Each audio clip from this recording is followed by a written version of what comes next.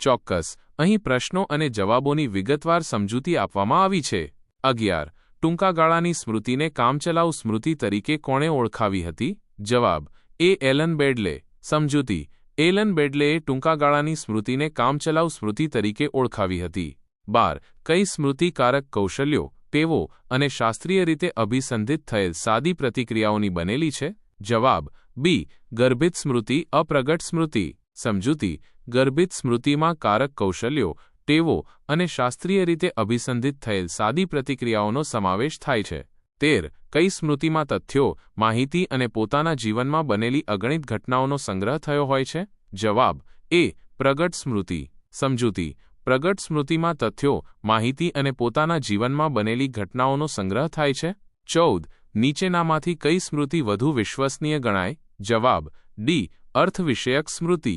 સમજૂતી: અર્થ વિષયક સ્મૃતિમાં સામાન્ય જ્ઞાન અને તથ્યોનો સમાવેશ થાય છે, જે વધુ વિશ્વસનીય હોય છે. 15. 10 ને 10 વડે ગુણીએ તો 100 થાય. આ પ્રકારનું આપણું જ્ઞાન કે આવડત કયા પ્રકારની સ્મૃતિમાં સંગ્રહાયેલ હોય છે? જવાબ: ડી. અર્થ વિષયક સ્મૃતિ. સમજૂતી: આ ગાણિતિક જ્ઞાન અર્થ વિષયક સ્મૃતિમાં સંગ્રહાયેલું હોય છે. 16. આપણે જે લોકોને મળ્યા હોઈએ, આપણે જે સ્થળો જોયા હોય અને આપણને જે કંઈ વ્યક્તિગત અનુભવો થયા હોય તેની નોંધ કયા પ્રકારની સ્મૃતિમાં થાય છે? જવાબ: બી. ઘટનાત્મક સ્મૃતિ. સમજૂતી: વ્યક્તિગત અનુભવો અને ઘટનાઓ ઘટનાત્મક સ્મૃતિમાં સંગ્રહાય છે. 17. સ્મૃતિનું સ્તરીય પૃથક્કરણાત્મક model, the levels of processing model, કોણે આપ્યું છે? જવાબ: સી. ક્રીક અને લોકહર્ટ. સમજૂતી: ક્રીક અને લોકહર્ટે સ્મૃતિનું સ્તરીય પૃથક્કરણાત્મક મોડેલ આપ્યું હતું.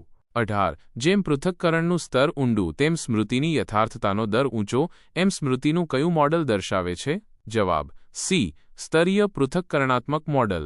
સમજૂતી: સ્તરીય પૃથક્કરણાત્મક મોડેલ દર્શાવે છે કે માહિતી જેટલી ઊંડી રીતે પ્રક્રિયા કરવામાં આવે છે તેટલી સારી રીતે યાદ રહે છે. 19. નીચેનામાંથી કઈ પ્રક્રિયા નિષ્ફળ જાય તો માહિતીનું વિસ્મરણ થાય છે?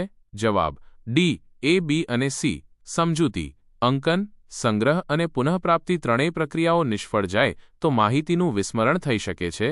20. સ્મરણ અને વિસ્મરણ અંગેનો પ્રાયોગિક અભ્યાસ કરવાનું સૌપ્રથમ માન કોના ફાળે જાય છે? જવાબ: એ. હેરમાન એબિંગહોસ. સમજૂતી: હેરમાન એબિંગહોસે સ્મરણ અને વિસ્મરણ પર પ્રયોગો કર્યા હતા. 21. નીચેનામાંથી કયા કારણોને લીધે માહિતીનું વિસ્મરણ થાય છે? જવાબ: ડી. એ, બી અને સી. સમજૂતી: અંકનની નિષ્ફળતા, દૃઢીકરણની નિષ્ફળતા અને અવરોધ ત્રણેય વિસ્મરણનું કારણ બની શકે છે.